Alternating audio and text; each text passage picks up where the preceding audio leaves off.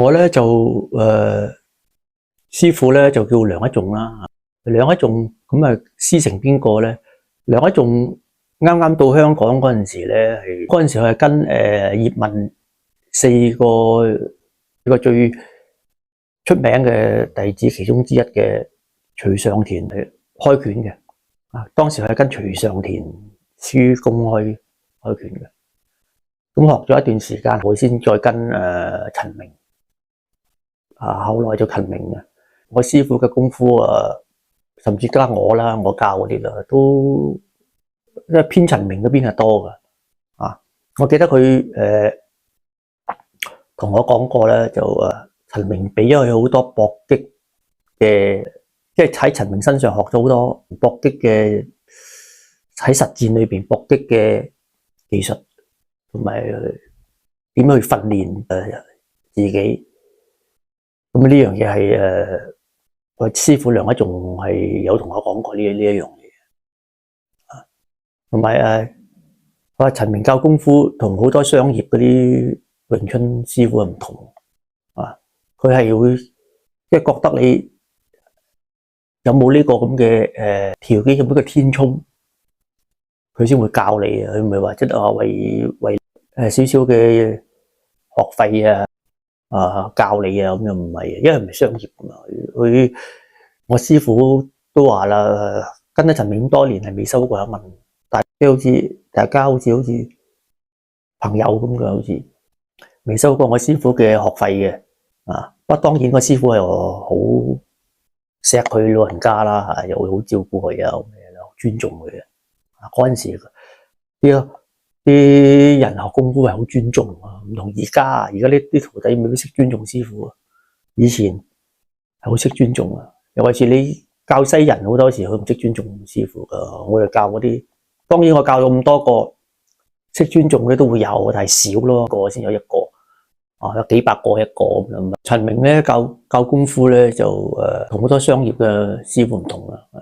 我成日都同啲徒弟講，我話如果你要名牌嘅，點樣正宗嘅，我哋絕對唔啱你。我呢度唔係最正宗嘅一個。陳明係我師公啦，佢師傅係邊個我都冇問，我唔知。我覺得嗰度功夫合理啱我就學，係咪？即係而家你喺市面上你見過好多好出名啦名牌乜嘢，咁幾名牌都好啊，或者佢啲師公係好好打，或者係啦好打，咁好名牌啦，邊個咁你唔係好打噶嘛？因為功夫係練出嚟嘅，佢唔可能喺後邊咁發功，係嘛？就會教識你好叻啦，將佢啲功夫俾晒你啦，佢得啫嘛。你師傅叻啫，你未必叻嘅。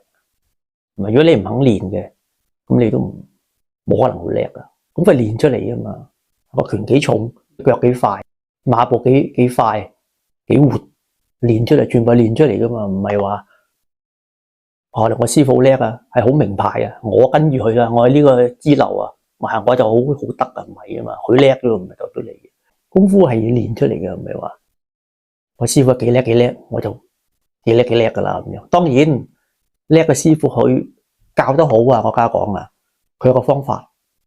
令你可以快啲去學得上手，但係唔係話佢叻，係咪？你都唔練點會叻嘅？即係我教好多徒弟都係嘅，係咪？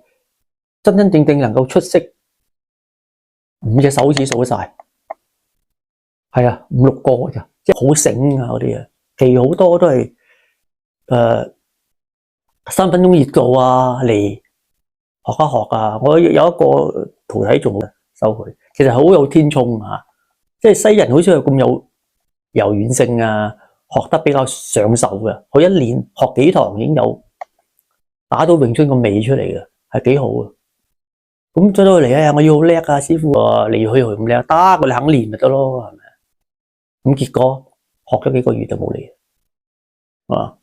我唔知點解學得幾好啊，突然間又冇嚟啦。咁後來有啲徒弟同佢講，佢話有其他唔好嘅嗜好，咁冇辦法啦。你選擇咗唔好嘅嗜好，你放棄咗武術，咁呢樣我幫你唔到，冇辦法。好多都係咁，3分鐘熱度後來真正能夠堅持呢一手做晒，能夠做即係所謂學到有啲出色嘅啊，將來能夠再插多支旗啊，再教人啊，再喺功夫度再發展啊，甚至乎我成日都講噶，我啲徒弟我哋可能你叻過我噶，我都希望你叻過我啦。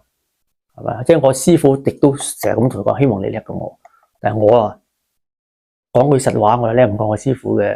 佢一個武痴，落咗咁多時間心機落去，打得又多，點會叻？我點會叻過佢啊？呢樣係我中國人嘅謙虛，無論點都覺得師傅叻過你。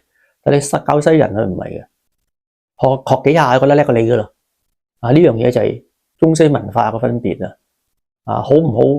大家自己判斷啦，我又唔係話邊度好得晒，邊度唔好得晒。我冇，因為見到陳明咧，覺得佢同商業啲師傅唔一樣。印尼排華咧，佢真係靠佢個雙拳係打出重圍嘅。當時係幾個印尼仔圍住佢上，即係排華嗰段時間啊，佢真係打低幾個印尼仔係而出嘅。咁有幾場交咧，又因為為咗逃難啊，陳明係揸棍，其餘嗰啲係揸晒長刀。結果都傷害唔到陳明，係打低佢哋就走得出嚟嘅。